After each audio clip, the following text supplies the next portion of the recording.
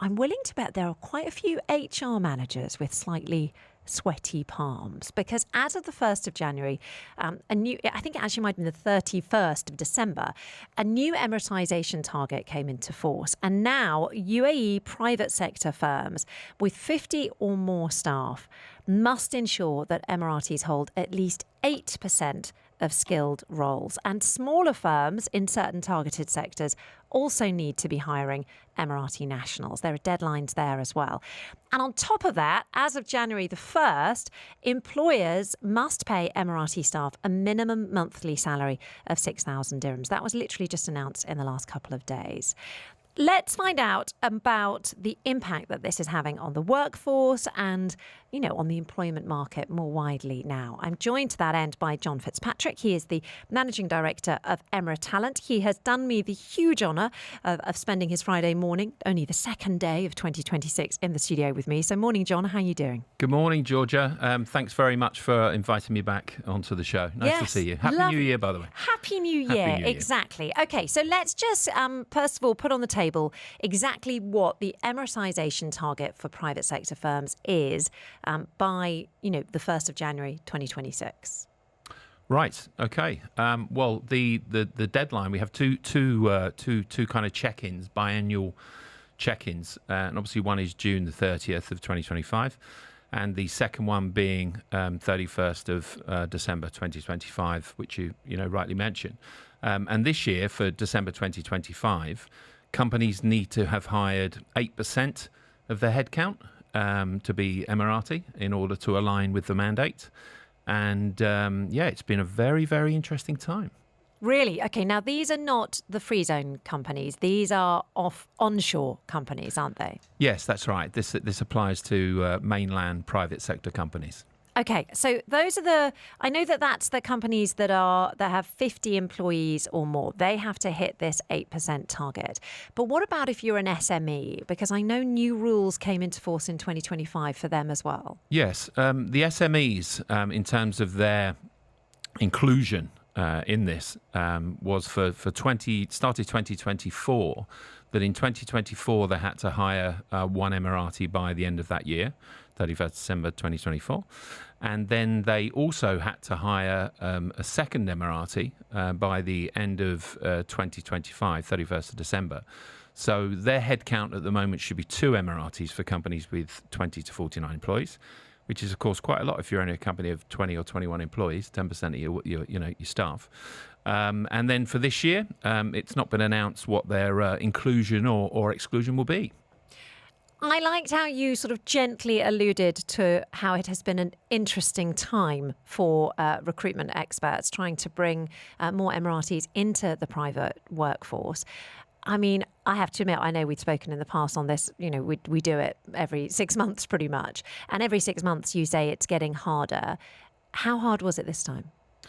Yeah, I'm kind of on repeat, really, copy paste, very hard. I think last year was the 8% target for 2026. 31st of December 2026 is going to be 10% of the workforce. Obviously, given that we have an indigenous, Emirati population of around 10 to 12%, then I think, as I've mentioned before, the math ain't mathing. Yeah, it is tricky. It is tricky. It probably does somewhere, abouts. But for me, it's been a particularly tricky period. We're seeing companies again focus on hiring in that kind of entry level 12, 24 months experience segment as well. So there's a lot of pressure in that particular sphere. And as a result of that, the candidates are being heavily courted. And with them being heavily courted means they've got lots of options. And because they have lots of options, it means that the reliability is somewhat questionable, because one minute you think they're lined up with you and next minute they've gone somewhere else. What happens if you don't manage to fill the quota? The word, I believe, is contributions. Some would use the term fines. But those contributions were for 2025, 9,000 dirhams per month for every Emirati that wasn't hired in terms of your quotas. And for this, so that's 108,000 dirhams per individual annually for 2025. And for this year, that rises to 10,000 dirhams per month, which is, of course, 120,000 dirhams per annum for non-alignment for every Emirati not hired. Are companies having to take that hit? Are they willing to take the hit? Yeah, I mean, to be transparent, there are some companies that we've dealt with and said, okay, look, we're gonna absorb it, and some of those instances have been quite innocent, and as a result of trying and failing to align. Equally, there's been companies in the past that I've spoken to that said, we're XYZ big tech company, and we've got big pockets, deep pockets, and we'll absorb that. Well, the issue being is if regardless of the depth of your pockets, if you don't align with the requirement, it's not about fines. It's about your inability to then function as a commercial entity. You will have your visa abilities restricted, cancelled. So basically you can't trade properly. And also, it'd be a lot better to be paying that 120 grand to an Emirati. Yeah, absolutely. And I mean, what are the challenges that employers are facing in recruiting and that all-important retaining Emiratis? Is it just that the public sector still seems more attractive? And traditionally, it always was more attractive for Emiratis. Yeah, I mean, look, the public sector in terms of hours are more attractive. I mean, that's a given, right? That's an obvious. Salaries now are very similar, especially when you take into account the salary support scheme from NAFIS.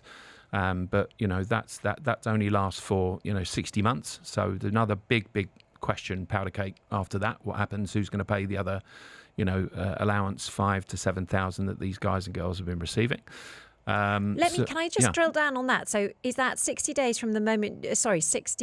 from the moment you're employed? Yeah, the initial announcement was that you have 5 years coverage, 5 years, salary support. It's a really, really good question, because when you seek out clarity on some of these things with some organisations, then you often get differing answers. And with the UAE, it's a fast changing environment. I've been here coming on 16 years now, and things change. And things change very quickly overnight. So we're going to do this for this period of time, and now we're not. So they can't kind of bank on that they will have that support for their employees. But at this time, it has been issued as exactly that. You must be spending a lot of time with sort of soon-to-be graduates, for example, to make sure that you're sort of catching their attention before they even enter the job market. I mean, that would be the natural step. Do you think, dealing with these young people, spending time with these young people, is there a shift in temperature towards how they feel about private companies?